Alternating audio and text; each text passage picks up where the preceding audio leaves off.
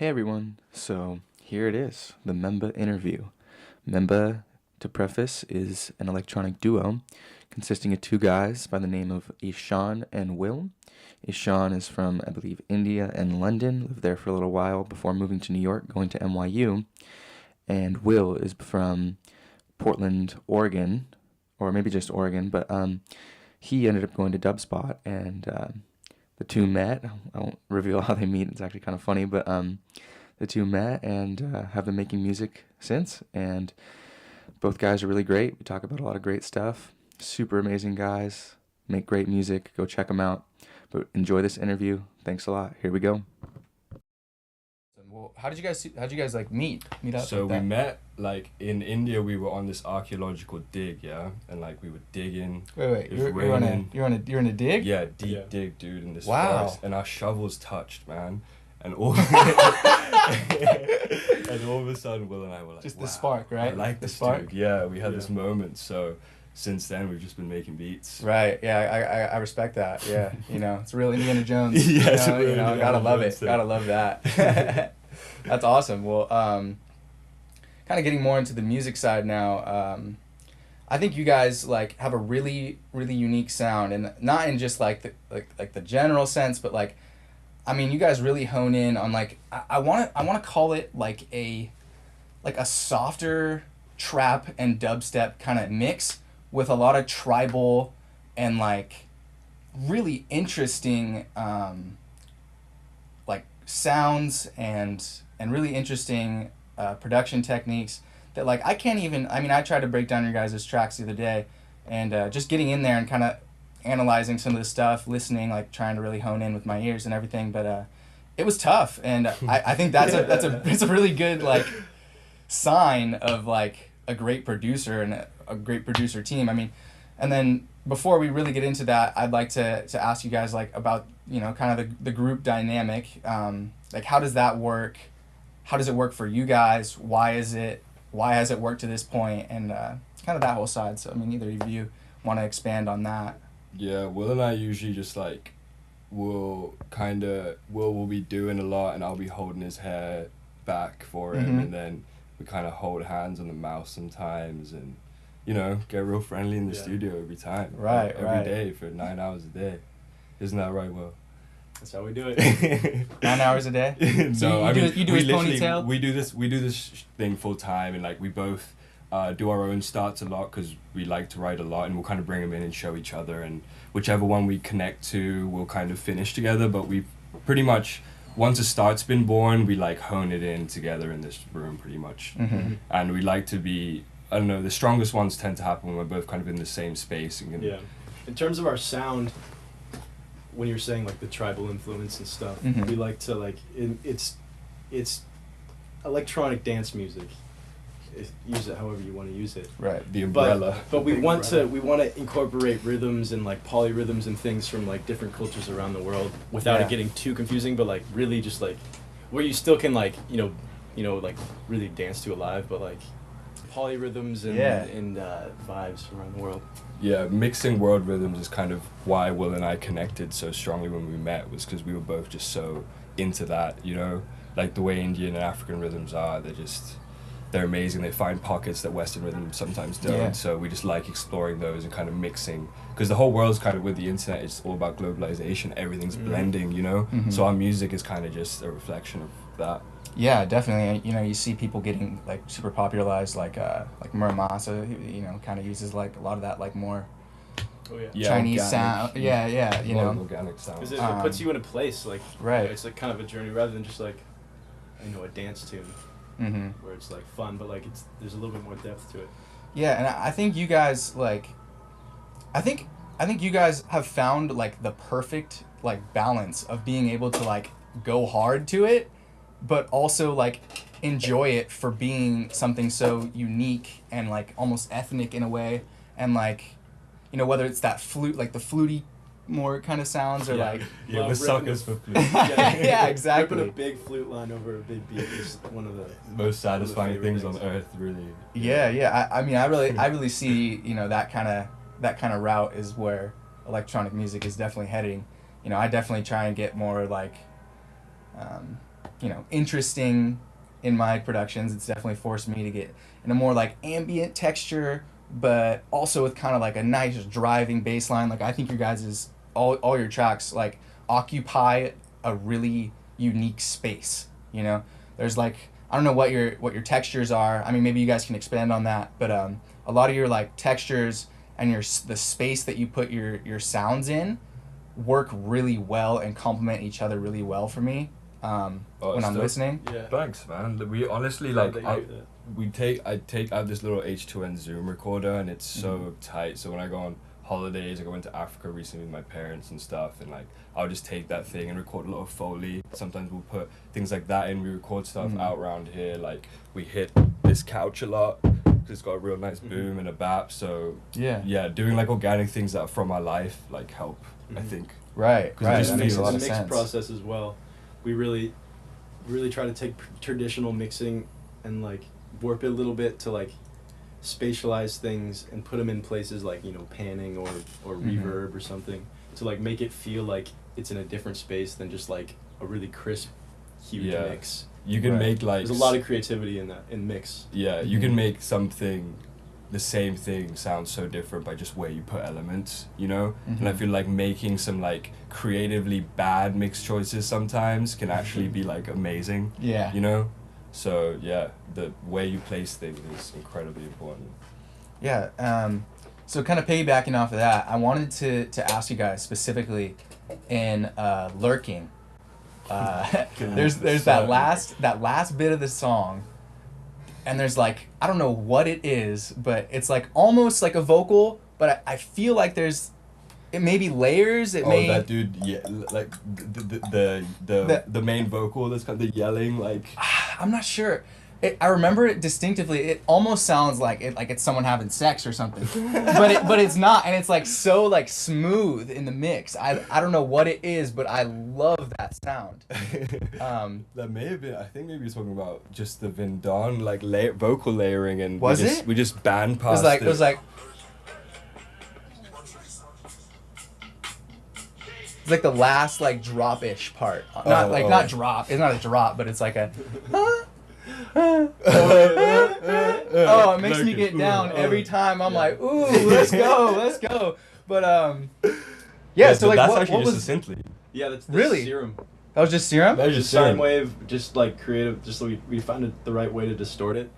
A lot of our leads are just like distorted saw wave and like the fundamentals. Yes, and like nice awesome. nice melody with like a glide. So it's like the glide. That's what it. Yeah, so it kind of like brings you with it. Right. Yeah, that's sick. Did you guys use like the noise oscillator on one of those? You think? We do for like drops to kind of get that like, like speaker. Like, to like, create the illusion of just like audio assault. Bass in your face.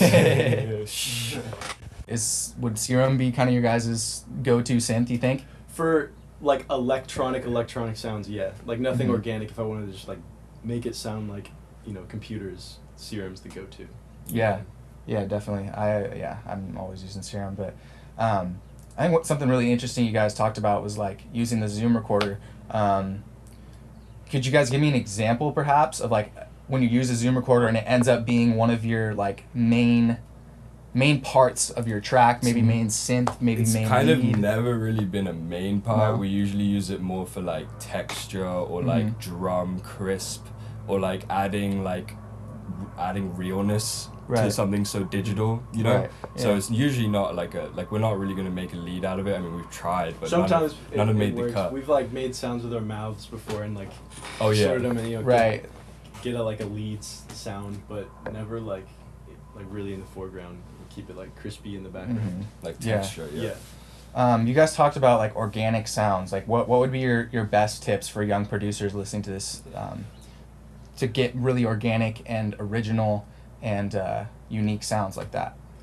Splice is pretty good. Yeah, like people rag on it, but like it's it's not public domain, but like you can get a lot of really amazing stuff. Like as long as you like take your time to manipulate it, you can. I think it's an amazing tool.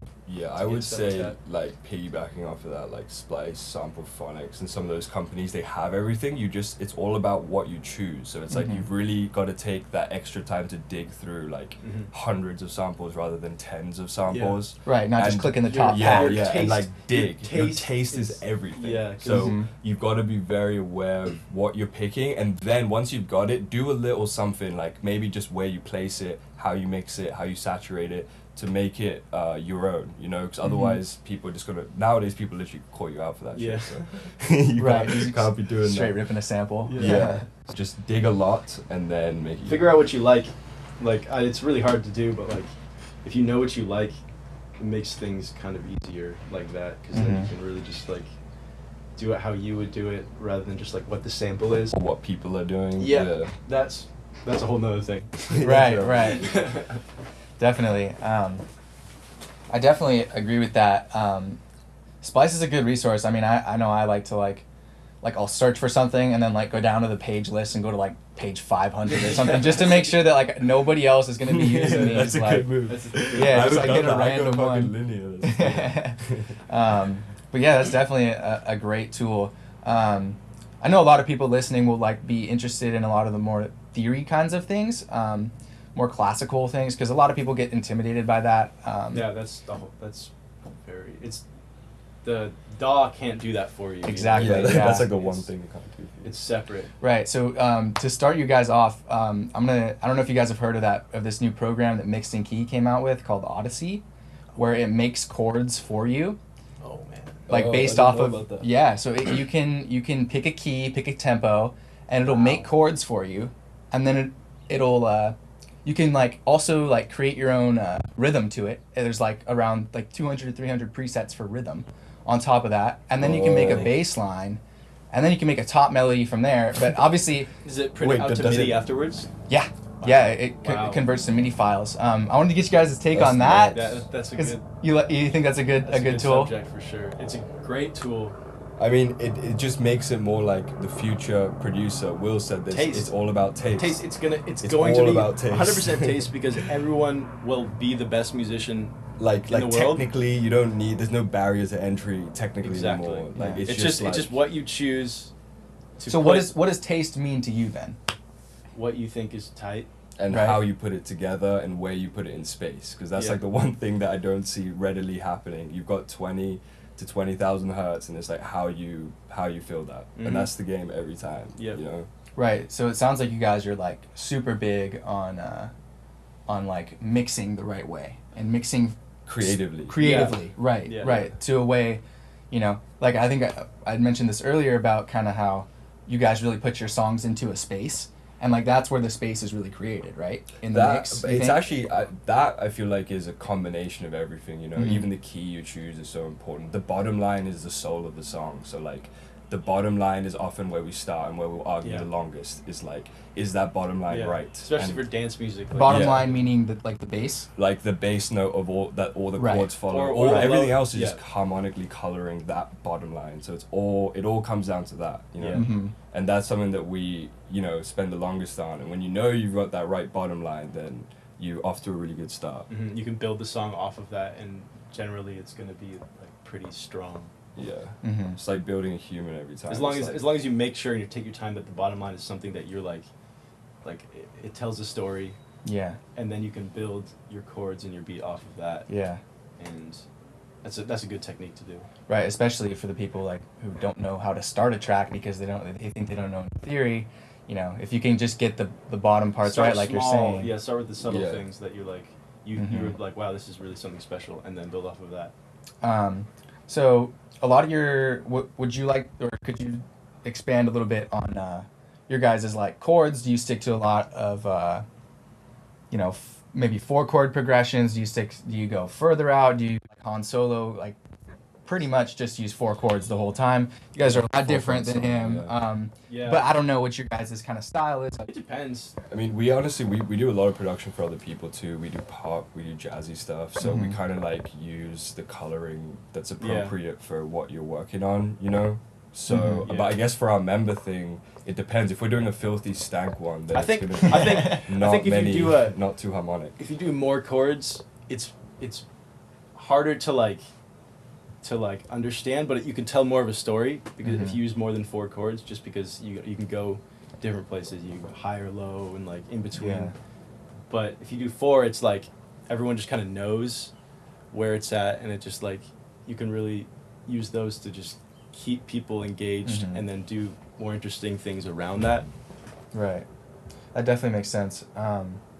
So when you guys start a track, is it the drums? Is it the key? I mean, obviously you have to pick, you guys are picking a key, whatever it may be. You said you argue a lot in the beginning over kind of like where the direction of the track goes, but like where's like that kind of inception point for like each of you guys or as a unit as well? It keeps changing over time. Recently, I've been doing texture first, just finding like just a combination of weird something that gives you a vibe that isn't even really tonal, you know?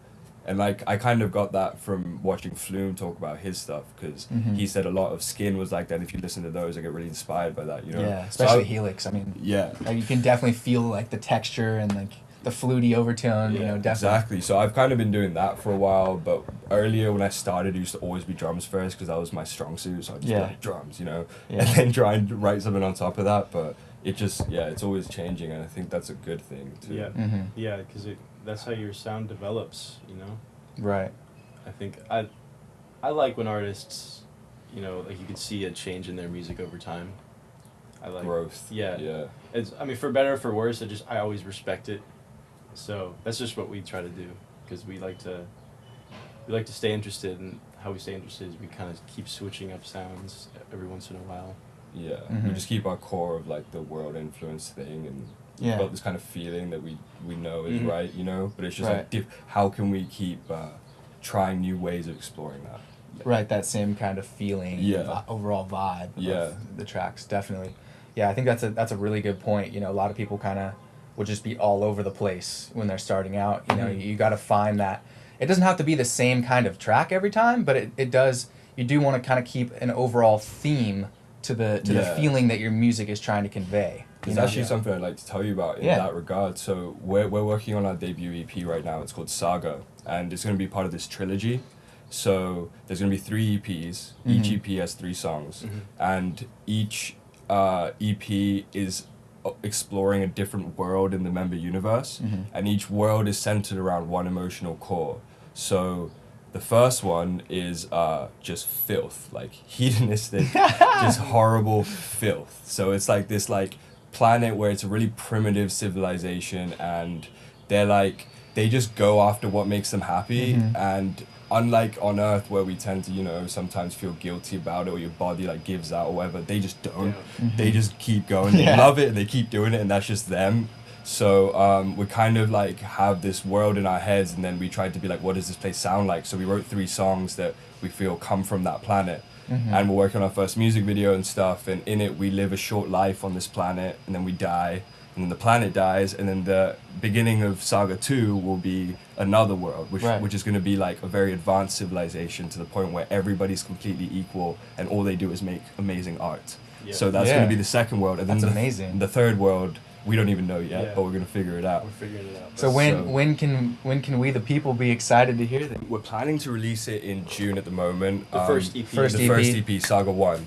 And we're going to be doing an immersive special event here. It's kind of like our baby that we've been scheming on for the last year. You know, we build some of our own instruments and stuff. We designed these new MIDI controllers for it. I'm not going to say more than that, but they're really dope. Videos coming soon. Yeah, videos coming soon. Oh man, I'm getting excited already. We're going to have probably a couple of hundred people, and you're going to be able to taste this EP, you're going to be able to smell this EP, and you're going to make a lot of dope friends along the way if you come to this event. So we're going to do a kind of friends of friends thing, and in New York, you know, Brooklyn. And we're super excited for it. We're still like locking in all of it. I don't want to say too much, I'm getting excited, but that sounds amazing. It's the first time we've told people about it. Right. So that's cool. Yeah, I'm super intrigued by immersive experiences. That's actually part of my kind of like studies at NYU. That's what I focused in. I was No way. Yeah, man. So I was at Tisch, and I did the interactive telecommunications program. Yeah, the ICT I've been program. thinking about doing that. That's crazy. It's so tight. It's wild. Will was helping me with a lot of random projects. It's like I got the same vibe from like Hogwarts. Yeah, like people were building like, it's Hogwarts for tech, man. People are hacking VR to make you know, Dude. God knows what. So yeah, over there Wow. I learned a lot of ways of like applying my engineering skills in a completely pointless art form, which I really enjoy, and just making people feel music and experience music through different senses is kind of my like thing. Right. So that's what we're exploring with Member, and we're super That's stoked about. so the crazy future. because that's literally like the exact kind of route that I'm trying to get onto. Dude, yes, man, it I needs think to it's- happen. I think it's the future. man. It really It's is. the It future. really is, especially with VR coming. Like I was just telling my buddies, like, what if there was like a VR like live experience? Like you don't have to go to a venue anymore. Tickets aren't going to sell out. Yeah. You just have a VR kind of live experience. I made within this. an Oculus, you know? I made this VR thing where we took a song, our like remix of that Pluto song, and we took all the stems of it and hid it in a space. So people would put the VR helmet on and they'd be in this world. They'd roam around and they'd hear like drums over there. They'd walk Almost over, like grab it. binaural audio too. Yeah. So it's like Wow. spatialized. So you walk around and you find all the stems and you put it together, and then you can hear the whole song. So you got to like hunt for all the pieces and shit. It was so cool. That is amazing, and that was at the Tish program. Yeah, I made that for one of my. What is that called again? final Interactive things. telecommunications. Yeah, interactive. It's like Hogwarts Wow. for tech. Highly shout it out. Wow. So dope. That's incredible. Wow, you guys like are seriously on that future wave for real. Like, so there's gonna be videos we can expect. Yeah, we haven't published them yet, but no. we're like, because we've been scheming up on these things. We want to like Do it pick right. the right time and the right way to show, and Right. then That's y'all amazing. see what we're doing. Yeah, Oh my but you God. got a video coming up. We got an EP with 3 songs. Another one with Alex Marley. She's so dope. And yeah, the immersive event coming up too. So So that's gonna be June. June-ish. yeah, June at the moment. Cool. That's wow. I'm excited for that. That'll be really cool. Like I'm really excited for you guys. This is gonna be awesome. Well, I think I would also like to kind of get into a little bit of the DJing side. Mhm. A lot of people are, sides. But I really do want to stay on this kind of. Yeah, my answer to the Immersive DJ thing experience. was like we enjoy throwing down a set, like it's fun, Right. but I don't feel like it's engaging the audience as much as I'd like to. Like you see us while we play, we run around everywhere and keep Yeah. talking and blah de blah. Like I want People people doing to handstands on stage. I want people to experience like when they come out to a member show, like have a chance to meet the other dope people that are there. Because I feel like I look down and it's like Everybody's in their hundreds own of space. hundreds of like sick people, and they're with their friends and they chill with their friends and no one really branches out. So I really like Will and I are determined to try and make our shows places where when you're going like, oh, I'm probably going to meet a bunch of dope people, Yeah. because we just want to encourage that to happen through like art, so it's not forced. You're not like made to exchange phone numbers or anything like that, but it's more just like, oh, there's some dope art that I can make over here, and you see someone making something and you're more likely to talk to them because you're both kind of doing the same thing, Right. So that's kind of where our head's at with our events. Like we want to stray away from the DJ and kind of create these spaces for people to experience our music and like experience each other. you know? Right. Yeah, totally. I think that's a really interesting point. I mean, I think about how many people would show up to like a medicine show where you guys are opening, and then I think it was Inverness before you guys. Yeah. I feel like a lot of those people are more on the artistic side. Maybe it's music.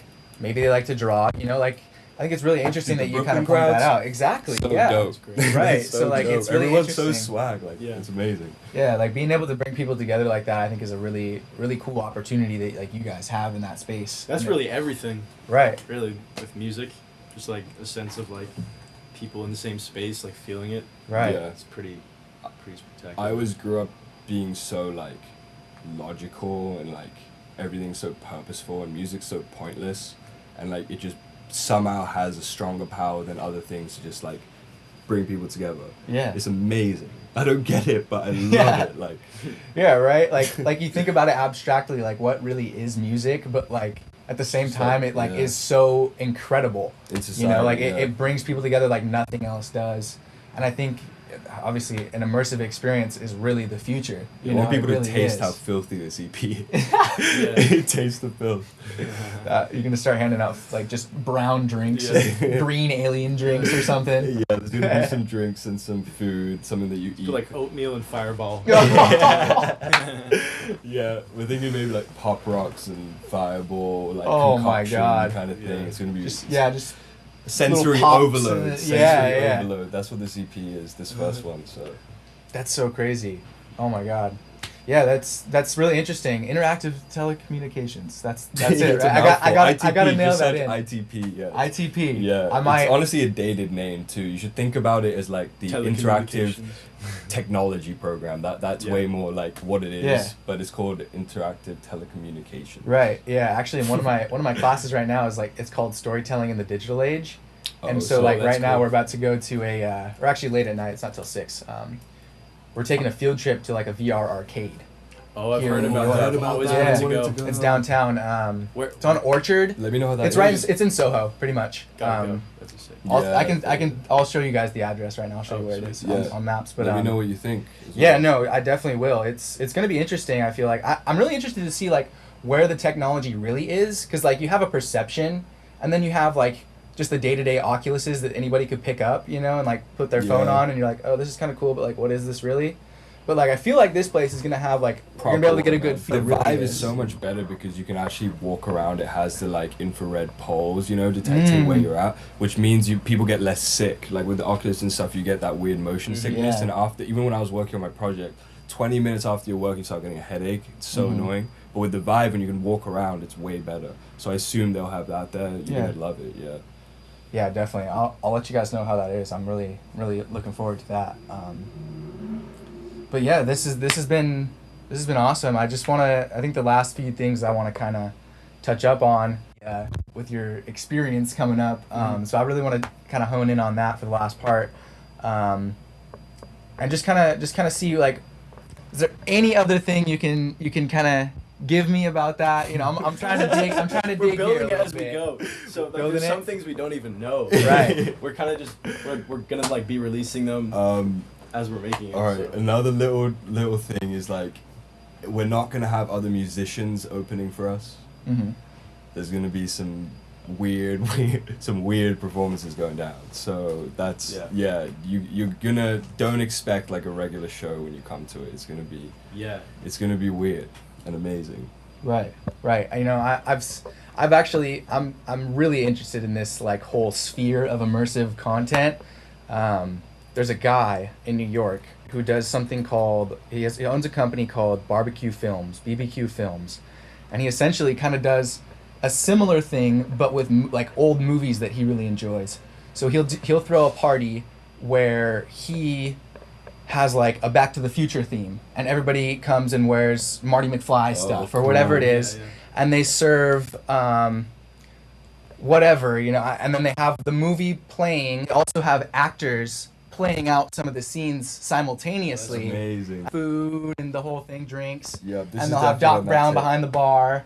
But I can kind of see the culture really moving towards these like full experiences, which is really cool. I'm really kind of jumping on it and putting out these EPs. Like I'm really excited for that. It's moving planets almost, you know, kind of with like the Kind of grimy planet. exploring the member universe. Right. through these That's EPs, that's amazing. I think you guys are definitely, you know, taking this to where it needs to be. You know, like this is like really cool. Did not expect this coming in, but We'll definitely send you a ticket, man. You got it. I really appreciate that. Yeah, and I'd love to do a little cover story if you guys don't mind. Absolutely, yeah. Yeah. But yeah, I'm gonna wrap up right now. Look out for Memba's new EP coming June. Any last words, fellas? Saga, that's all I got. Saga. Saga coming soon. Look out for him.